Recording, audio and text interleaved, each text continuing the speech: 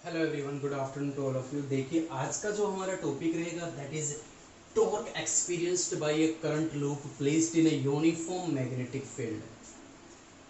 इस टॉपिक को थोड़ा सा आपको ध्यान से देखने की जरूरत है क्योंकि ये टॉपिक थोड़ा लेंदी भी जाएगा हमारा, और इसमें बहुत सारे कंसेप्ट आपको समझने पड़ेंगे और बहुत इंटरेस्टिंग ये टॉपिक होने वाला है।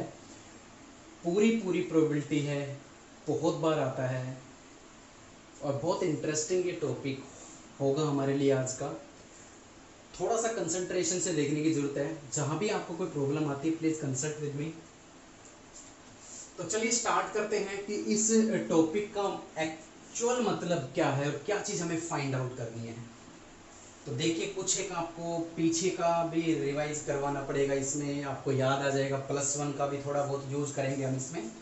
तो चलिए देखते हैं कि torque experienced by a current loop placed in a magnetic field. इसको करवाने से पहले मैं पहला स्टेप आपको अगर समझ में आ गया, फर्स्ट स्टेप मैं बहुत ही सिंपल तरीके से करवा रहा हूँ, बुक में नहीं दे रखा, लेकिन उसको करवाना बहुत ज़्यादा ज़रूरी है। अगर वो आपको क्लियर हो गया तो आपको जो बुक में दे रखा है ना, वो आपको धीरे धीरे समझ में आने लग जाएगा। डायरेक्ट उस पर नहीं जा रहा हूँ मैं पहले एक सिंपल तरीका आजमाता हूँ और वो आपको समझाने की कोशिश करता हूँ। मान लीजिए मैंने यहाँ पे एक मैग्नेटिक फील्ड रिप्रेजेंट की है और आपको मालूम है क्रॉस मैंने लगाया, इसका मतलब है मैग्नेटिक फील्ड इनवर्ड डायरेक्शन में जा रही है। यहाँ पे मैंने एक लूप रखा है, एक रेक्टेंगुलर लूप यहाँ पे मैंने रखा है, क्लियर। जिसकी लेंथ मैंने a मानी है, जिसकी ब्रेड्थ मैंने b मानी है, क्लियर। करंट फ्लो कर रहा है यहाँ पे एंटी क्लॉकवाइज डायरेक्शन में, क्लियर है।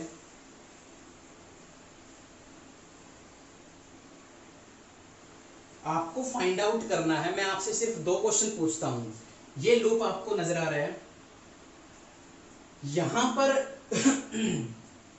मैग्नेटिक फील्ड और डाइपोल मोमेंट, जो मैं प्रीवियस लेक्चर में आपको सब कुछ 3 वीडियो मैंने उस टॉपिक पर करवाई है, उसके बीच में एंगल कितना बन रहा है। यहाँ पे ध्यान से देखिए, मैंने कंडीशन लगाई है। यहाँ पे देखो, मैग्नेटिक फील्ड अंदर जा रही है और डाइपोल मूवमेंट की जो डायरेक्शन होती है वो राइट हैंड थंब रूल से हम निकालते हैं, उंगलियों को कर्ल करते हैं करंट की डायरेक्शन में, तो थंब जो जिस तरफ पॉइंट करेगा वो मैग्नेटिक डाइपोल मूवमेंट होगा।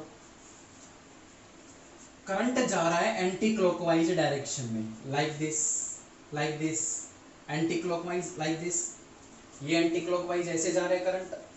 Curl the fingers around current and thumb give the direction of magnetic moment. यानी मैग्नेटिक यानी m जो है m की डायरेक्शन क्या है, इनवर्ड, अंदर की तरफ। और मैग्नेटिक फील्ड जो मैंने रिप्रेजेंट कर रखी है ये भी तो अंदर जा रही है। तो साफ तौर पे बच्चों देखने को मिल रहा है कि m जो है वो पैरेलल है b के, तो थीटा क्या बनता है यहाँ पे 0 डिग्री। पहला स्टेप क्लियर है। अब मैं आपसे यहाँ पे सिर्फ 2 क्वेश्चन पूछना चाह रहा हूँ कि यहाँ पे नेट फोर्स और नेट टॉर्क कितना होगा। ठीक है, हम पढ़ते हुए आए हैं कि जो टॉर्क होता है वो फोर्स का ही एक पार्ट होता है। +1 की 5th rotational effect of motion में हमने पढ़ाया था आपको कि बेटा टॉर्क क्या होता है। तो सिंपल है सर, टॉर्क होता है turning effect of force. Force लगाओगे तो कोई बॉडी अगर रोटेट करने लग गई, दैट इज टॉर्क। तो यहाँ पे बहुत कुछ सीखने को मिलेगा आपको। तो नेट फोर्स देखते हैं कितनी आती है यहाँ पे। तो देखिए, जब भी कोई एक करंट लूप मैग्नेटिक फील्ड में रख दिया जाता है, यूनिफॉर्म मैग्नेटिक फील्ड में रख दिया जाता है, तो मैग्नेटिक फील्ड उस लूप, उस वायर के ऊपर एक फोर्स लगाएगी। और वो फोर्स हम किस तरीके से निकालते थे, राइट हैंड पाल्म रूल से। इन उंगलियों को मैग्नेटिक फील्ड की डायरेक्शन में करिए, थंब को करंट की डायरेक्शन में कीजिए, तो जो पाल्म जिस तरफ पॉइंट करेगी ना, that is the direction of force, magnetic force. चलिए इस वायर को देखते हैं, इस वायर को नाम दे देते हैं A B C and D. तो इस वायर की देखिए, करंट ऐसे जा रहा है, मैग्नेटिक फील्ड अंदर, करंट ऐसे, तो फोर्स किधर लग रही है, नीचे। मैग्नेटिक फील्ड अंदर, करंट इधर, फोर्स नीचे। तो यहाँ पे फोर्स लग रही है नीचे, दैट इज F1। मैंने इसको नाम दे दिया F1। यहां पर आ जाइए, मैग्नेटिक फील्ड अंदर जा रही है, करंट ऊपर की तरफ, करंट ऊपर, मैग्नेटिक फील्ड अंदर, तो फोर्स किधर लग रही है, बाहर की तरफ, that is F2। BC wire पे देखिए मैग्नेटिक फील्ड अंदर और करंट जा रहा है उस दीवार की तरफ, यानी लाइक दिस, तो फोर्स किधर लगेगी, ऊपर की तरफ। इस वायर पे आ जाइए, CD वायर पे, मैग्नेटिक फील्ड अंदर, करंट नीचे जा रहा है, यानी लाइक दिस, करंट नीचे, मैग्नेटिक फील्ड अंदर, तो फोर्स किधर लगेगी, बाहर की तरफ, F4। यहाँ पे आपको साफ तौर पे देखने को मिल रहा है, एक तो यूनिफॉर्म मैग्नेटिक फील्ड है, ऊपर से एंगल यहाँ पे 0 बन रहा है M और B में। तो चलिए इसका तो फंडा बाद में समझ में आएगा। साफ तौर पे दिख रहा है कि लेंथ सेम है, ये लेंथ सेम है, करंट सेम फ्लो कर रहा है, मैग्नेटिक फील्ड यूनिफॉर्म है। तो ये वाली फोर्स देखिए और ये वाली फोर्स देखिए, एक दूसरे को कैंसिल आउट कर रही है क्योंकि दोनों का एक्शन ऑफ फोर्स सेम है। लाइन ऑफ फोर्स क्या है, लाइन ऑफ एक्शन बोल सकते हो आप इसको, लाइन ऑफ एक्शन क्या है, बिल्कुल सेम है। यहाँ पे लगाऊंगा तो यहाँ पे देखेंगे, इस पॉइंट पे देखेंगे, इस पॉइंट पे देखेंगे, किसी भी पॉइंट पर देखेंगे फोर्स क्या होगी, एक दूसरे को कैंसिल आउट करती चली जाएंगी। सिमिलरली F1 और F3 एक दूसरे को कैंसिल आउट करेंगी। कैंसिल आउट क्यों करेगी, माइंड में अगर ये क्वेश्चन है तो साफ तौर पे देखिए ना कि लेंथ सेम है, लेंथ सेम है, मैग्नेटिक फील्ड यूनिफॉर्म है, करंट सेम है, अपोजिट डायरेक्शन, तो बोलते हैं ना equal and opposite cancel out to each other. तो ये सारी forces F1 F3 cancel out to each other and F2 F4 cancel out to each other. तो नेट फोर्स यहाँ पे कितनी आती है बच्चों, 0। और ये ध्यान से देखिए, मैंने पहले भी टॉपिक करवाया था जहाँ पे जब मैंने एक यूनिफॉर्म मैग्नेटिक फील्ड में क्लोज लूप रखा था तो फोर्स 0 आई थी। मैंने एक नोट में डाला हुआ भी है, नोट्स में आप देखिएगा, मैंने इस पे न्यूमेरिकल भी करवाया था कि जब भी यूनिफॉर्म मैग्नेटिक फील्ड में कोई क्लोज लूप आप रख दोगे ना किसी भी शेप का, तो उस पर नेट फोर्स हमेशा क्या आएगी, 0 लगेगी। अच्छा, अब नेट टॉर्क की बात आती है, तो सिंपल सा एक मैं वो करवाता हूं आपको, एक एग्जांपल लेते हैं, चलिए फिर देखते हैं। तो देखिए किस तरीके से मैं एक एग्जांपल लेता हूं। मान लीजिए ये एक रेक्टेंगुलर लूप है, ये ऐसे रखा हुआ है, इस पॉइंट पर फोर्स ऊपर लग रही है, इस पॉइंट पर फोर्स नीचे लग रही है। मैं इसको और इसको ऐसे पकड़ के खींचता हूं, क्या ये रोटेट करेगा, किसी भी हालात में ये रोटेट नहीं कर पाएगा। और मान लीजिए इस साइड में ये फोर्स इधर लग रही है, ये फोर्स इधर लग रही है, कहीं भी लगाइए, कहीं भी लाइन ऑफ एक्शन बिल्कुल सेम होना चाहिए। आप इसको उधर खींचे, इसको इधर खींचे, क्या ये रोटेट हो रहा है, बिल्कुल नहीं, क्योंकि लाइन ऑफ एक्शन बिल्कुल सेम है सबका, इसलिए सारी की सारी फोर्सेज, नेट फोर्स 0 आया। तो जब लाइन ऑफ एक्शन सेम है हमारा, तो नेट टॉर्क भी 0 आ रहा है, ये रोटेट कर ही नहीं पा रहा है। ठीक है, तो ये वो सिंपल केस था जो मैं आपको समझाना चाह रहा हूं। अब थोड़ा सा लिंक हो गए हैं आप इस टॉपिक के साथ, आराम से समझ में आएगा जो बुक में दे रखा है, जो मेन टॉपिक है हमारा आज का। अब हमने क्या किया है कि ये जो हमारा एक रेक्टेंगुलर लूप था, मैंने इसको स्मॉल थीटा एंगल से, या मान लीजिए कुछ थीटा एंगल से मैंने इसको टिल्ट कर दिया है।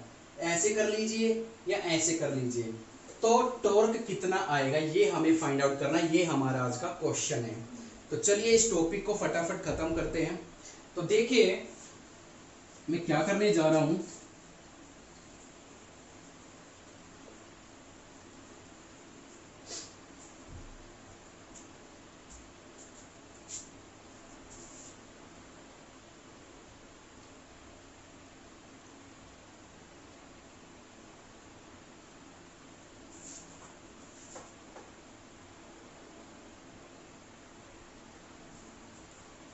ठीक है, मैंने फिर से मैं एक बार बता देता हूं, ये जो रेक्टेंगुलर लूप ऐसे था, मैंने इसको ऐसे रोटेट कर दिया है हल्का, ठीक है, थीटा डिग्री पे मैंने इसको रोटेट कर दिया है। आपको मालूम है करंट की डायरेक्शन मेरी वही रहेगी ज्यादा, मैं ठीक है, आई करंट फ्लो कर रहा है, ये लंबाई हमारी ए है, ये चौड़ाई हमारी बी है, ये ए और बी, करंट आई फ्लो कर रहा है इसमें से। तो ये एक यूनिफॉर्म मैग्नेटिक फील्ड में ही रखा हुआ है, ठीक है। तो इस पर टॉर्क हमें फाइंड आउट करना है, तो चलिए करते हैं। साफ तौर पे दिख रहा है कि मैग्नेटिक फील्ड अंदर ही है, वही मैग्नेटिक फील्ड चेंज नहीं की है, करंट ऐसे जा रहा है नीचे की तरफ, तो फोर्स नीचे लगेगी परपेंडिकुलर डायरेक्शन में, दैट इज F1, और इस पर फोर्स लगेगी ऊपर की तरफ, दैट इज F3। ये दोनों एक दूसरे को कैंसिल आउट फिर से करेंगे, F1 और F3 एक दूसरे को कैंसिल आउट एक बार फिर से करेंगे। यहाँ पे आ जाइए, यहाँ पे फोर्स लगाइए, मैग्नेटिक फील्ड करंट ऊपर, फोर्स बाहर की तरफ लगेगी, दैट इज F2, और यहाँ पे देखिए दैट इज F4। लेकिन अब जो मैं बताने जा रहा हूं, क्या F2 और F4 एक दूसरे को कैंसिल करेगी? अब की बार थोड़ा सा ये मैंने टिल्ट कर दिया है, तो यहाँ पर लगने वाली फोर्स इस तरफ जा रही है बाहर की तरफ, और यहाँ पे लगने वाली फोर्स ऐसे अंदर की तरफ लग रही है। दोनों का लाइन ऑफ एक्शन बिल्कुल अलग है, अब की बार दोनों का लाइन ऑफ एक्शन बिल्कुल अलग है, तो यहाँ पर ये दोनों फोर्स एक दूसरे को कैंसिल आउट नहीं कर पाएंगी, और इन्हीं दोनों फोर्सेस की वजह से टॉर्क पैदा होगा। तो देखिए कितना होता है। तो सबसे पहले मैं एक बेसिक सा एग्जांपल फॉर्मूला आपको बताता हूँ कि जब भी किसी भी करंट लूप को या करंट कैरिंग वायर को मैग्नेटिक फील्ड में रख दिया जाता है, तो उसके ऊपर फोर्स कितनी लगती है आपको मालूम होगा, that is the ILB sin theta. इसी फोर्स का हम यूज करने जाएंगे। तो टॉर्क निकालते हैं। टॉर्क निकालने के लिए बच्चों हमें क्या करना पड़ेगा, बहुत ही इंपॉर्टेंट कंसेप्ट मैं आपको समझाने जा रहा हूं। इस रेक्टेंगुलर लूप को हम ऊपर से देखेंगे, इट्स अ टॉप व्यू, ठीक है। इस रेक्टेंगुलर जो ये ऐसे टिल्ट हो गया था, इसको मैं ऊपर से देखूंगा, ऊपर से देखूंगा तो मुझे सिर्फ एक एक्सिस नजर आएगा। इसी चीज को मैं आपको समझाऊंगा, और यही चीज सबसे इंपॉर्टेंट है समझने के लिए, ठीक है। इसी से हमारा क्लियर हो जाएगा, क्योंकि देखिए टॉर्क का फॉर्मूला क्या बनता है बच्चों, force into perpendicular distance between them, ये चाहिए हमें। तो फोर्स तो आ जाएगी हमारे पास, लेकिन परपेंडिकुलर डिस्टेंस नहीं पता हमें। तो परपेंडिकुलर डिस्टेंस को ही फाइंड आउट करने के लिए मैं टॉप व्यू बनाने जा रहा हूं। यहाँ पे आप ध्यान से देखिएगा, प्लीज रिक्वेस्ट है आपसे, कंसंट्रेशन ना खोइए यहाँ पे।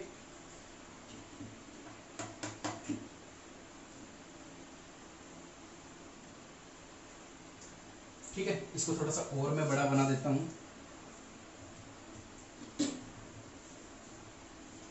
ये क्या चीज बनाई है मैंने, ये विड्थ बनाई है, जो कि जब मैं ऊपर से देखता हूं तो मुझे एक लाइन के तौर पे नजर आती है, जो कि मैंने थोड़ा सा टिल्ट करके रखा हुआ है, ठीक है। यहां पर फोर्स किधर लग रही है बच्चों, दैट इज F, ये फोर्स, और ये फोर्स लग रही है इस तरफ, क्लियर है। इन दोनों फोर्सेस का परपेंडिकुलर डिस्टेंस हमें निकालना है। तो हम क्या करते हैं,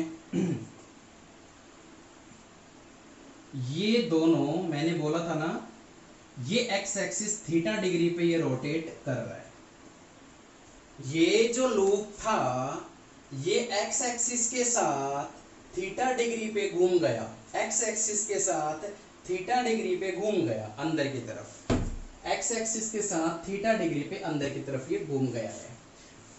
देखिए अब मैं एक चीज बताऊंगा आपको, वो याद रखनी है आपको, रिमेंबर पॉइंट है बहुत इंपॉर्टेंट, कि जो परपेंडिकुलर डिस्टेंस हम निकालते हैं वो एक्सिस ऑफ रोटेशन से निकाला जाता है, एक्सिस ऑफ रोटेशन से। एक्सिस ऑफ रोटेशन ये है आपका,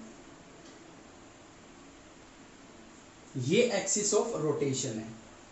तो देखिए बच्चों बहुत ही इंपॉर्टेंट है, इस पूरी लेंथ की चौड़ाई कितनी है, b, तो यहां से यहां तक का ये पार्ट b/2 और ये पार्ट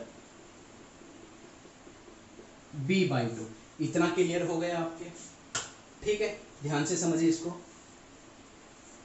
ये परपेंडिकुलर डिस्टेंस हमें फाइंड आउट करना है, यहां से यहां तक का ये डिस्टेंस हमें फाइंड आउट करना है, यहां से यहां तक का ये डिस्टेंस हमें फाइंड आउट करना है। तो कैसे आएगा, ध्यान से देखिएगा, बहुत ही इंपॉर्टेंट कंसेप्ट है। ये देखिए, ये देखिए और ये देखिए, ये एंगल थीटा तो ये एंगल भी थीटा, ये इस राइट एंगल ट्रायंगल का ये बेस है, ये परपेंडिकुलर डिस्टेंस जो कि हमें फाइंड आउट करना, और ये हाइपोटेन्यूज है, तो ये कितनी निकल कर आएगी बच्चों, perpendicular upon hypotenuse is equal to sine theta. तो वहां से ये आर्म परपेंडिकुलर डिस्टेंस कितना बनकर आएगा, b/2 साइन थीटा। सिमिलरली ये देखिए, ये देखिए और ये देखिए, ये थीटा तो ये थीटा, तो ये बेस बनेगा, ये परपेंडिकुलर, ये हाइपोटेन्यूज, तो ये डिस्टेंस भी कितना आ जाएगा b/2 sin थीटा। ये सबसे इंपॉर्टेंट सिंपल मैथमेटिक्स मैंने लगाया है, ज़्यादा कंफ्यूज क्रिएट करने की जरूरत नहीं है। जहाँ भी आप जब इस टॉपिक को एक दो बार कर लोगे ना तो आपको क्लियर हो जाएगी सारी चीज़ें, ठीक है। अब तो सिर्फ लास्ट टच देना है इसको, परपेंडिकुलर डिस्टेंस आ चुका है हमारा, ठीक है। अब जरा ध्यान से देखिएगा, जब इस लूप को मैंने इस तरीके से टिल्ट कर दिया, ये वाली फोर्स इधर लग रही है, तो ये वाली फोर्स इस वाली साइड को इधर घुमा के लाना चाहेगी, और इस वाली साइड पर ये फोर्स ऐसे लग रही है अंदर की तरफ, तो ये वाली फोर्स जो है इस साइड को अंदर की तरफ ऐसे घुमाना चाहेगी। ये साइड बाहर आएगी, ये साइड अंदर जाएगी, मतलब ये साइड ये फोर्स नीचे की तरफ लाना चाहेगी और ये फोर्स ऊपर की तरफ। तो इस तरीके से ये रोटेट होना स्टार्ट कर देगा, इस तरीके से ये रोटेट होना स्टार्ट कर देगा। क्लियर है? तो बस अब तो कुछ भी नहीं है, अब तो सीधा सीधा रखना है। यहाँ पे दो टॉर्क पैदा हो रहे हैं, एक टॉर्क इस फोर्स की वजह से और एक टॉर्क इस F2 की वजह से, ठीक है। तो टोटल टॉर्क हमें फाइंड आउट करना है, वो अभी हम फाइंड आउट कर देते हैं। तो देखिए यहाँ पे टोटल टॉर्क हमें फाइंड आउट करना है, फटाफट कर लेते हैं, ज़्यादा कुछ इसमें सोच विचार करने की जरूरत नहीं है। टॉर्क क्या होता है? फोर्स इनटू परपेंडिकुलर डिस्टेंस,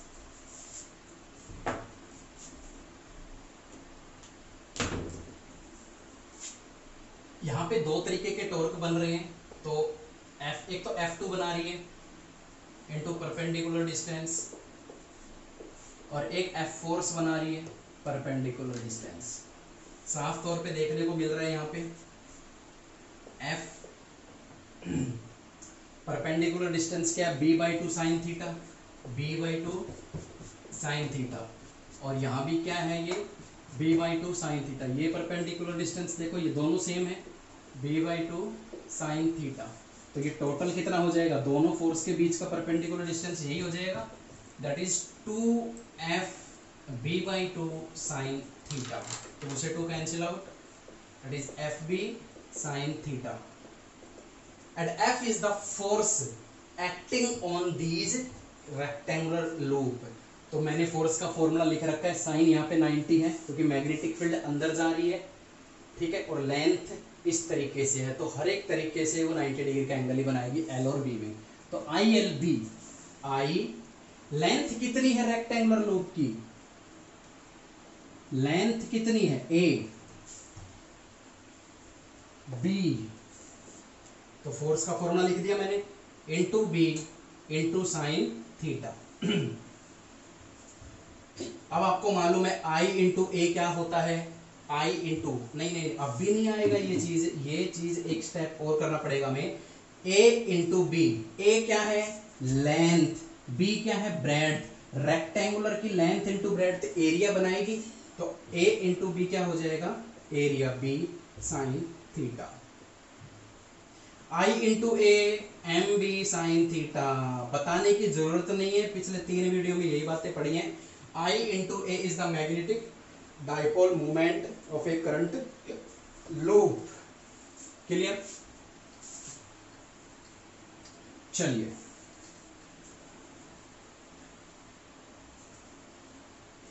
अब लास्ट इसको टच दे देते हैं और इसको फिनिश करते हैं, ठीक है। ये थी एक टर्न की, एक टर्न, एक सिंगल वायर अगर आ जाए रेक्टेंगुलर लूप के तौर पे, अगर nth टर्म आ जाए फॉर nth टर्म्स, तो tau is equal to n mb sine theta. या मैं कह सकता हूं ये जो हमारा डाइपोल आया था IAB साइन थीटा, ये एक टर्न का था, nth टर्न के लिए कितना आ जाएगा? NIAB sign theta. तो ये कंप्लीट क्या हो जाएगा? Capital MB sine theta. किसी भी तरीके से कर लो, यही आना है, ठीक है। अच्छा, इसको वेक्टर फॉर्म में लिखूं तो मैं साइन थीटा है तो ये इस तरीके से लिखा जा सकता है easily, M into B. Starting पे चले जाओ, बिल्कुल स्टार्टिंग में जब मैंने ये टॉपिक स्टार्ट करवाया था, जब मैंने बताया था M और B के बीच में एंगल 0, तब टॉर्क आया था 0, ठीक है। अब हम इस पर कंडीशंस लगाएंगे और इसके स्पेशल केस करेंगे। स्पेशल केस बड़े सिंपल हैं। पहला है टॉर्क विल बी मैक्सिमम। ये टॉर्क मैक्सिमम कब होगा? तो सिंपल सी बात है, साइन थीटा मैक्सिमम होगा उसी वक्त टॉर्क मैक्सिमम होगा। Therefore M B sine 90 degree, क्योंकि मैक्सिमम साइन 90 ही मैक्सिमम होता है, that is torque is equal to M B. This is the maximum torque. जब फोर्स के बीच में 90 डिग्री का एंगल बनेगा तो मैक्सिमम टॉर्क पैदा होगा। और मिनिमम टॉर्क के लिए हम क्या करेंगे? मिनिमम टॉर्क के लिए ये हम कर भी चुके हैं पहले। Minimum torque sine theta minimum कब होता है? जब वो एंगल 0 डिग्री पे होता है। तो सीधी सी बात है, यहाँ पे कर देते हैं second case, torque is equal to M B sine 0 हो या 180 हो, टॉर्क कितना आएगा? 0, that is minimum, that is minimum. तो ये बहुत ही बेहतरीन टॉपिक था। वीडियो को 2 या 3 बार जरूर देखें, आराम से देखें, पॉज करते हुए जाएं, हर एक कंसेप्ट को समझिए। एक टॉप व्यू को समझना बहुत इंपॉर्टेंट है। और ये टॉप व्यू क्यों लिया है हमने? सिर्फ और सिर्फ परपेंडिकुलर डिस्टेंस सोल्व करने के लिए। क्लियर है? बुक में कैसा भी दे रखा हो, मैंने इसी तरीके से आपको पढ़ाया है और आप प्लीज इसी तरीके से इसको करना। बहुत सिंपलेस्ट तरीका है ये, ठीक है? तो गुड लक, आज के लिए इतना ही। आई होप आपको क्लियर हो गया होगा डाइपोल मोमेंट का ये टॉपिक। बहुत जल्दी ये चैप्टर भी फिनिश होने वाला है। इसमें एक लास्ट टॉपिक बचता है आपका MCG। It's a most important for 5 marks question, moving coil galvanometer and how moving coil galvanometer convert into ammeter and how moving coil galvanometer convert into voltmeter. ये सारे टॉपिक्स हम डिस्कस करेंगे next video में, ठीक है? तो इसको कीजिए और थैंक यू सो मच। पढ़ते रहिए, सेफ रहिए।